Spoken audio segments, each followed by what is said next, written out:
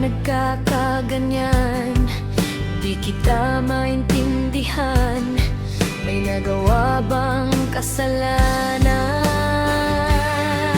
Sabi mo kaibigan lang, yun pala'y nag-iibigan.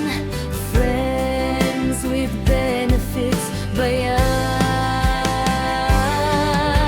Nabasa ko lahat ang iyong usapan, kaya naman pala nagkakaganyan. May pag-good night at goodbye kiss ka pa.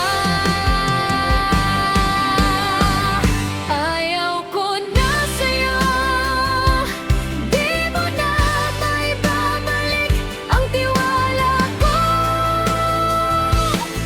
Sabi mo kaibigan lang na maaasahan. Kapag wala ako, siyang lagi mong kasama. Friends with benefits pala.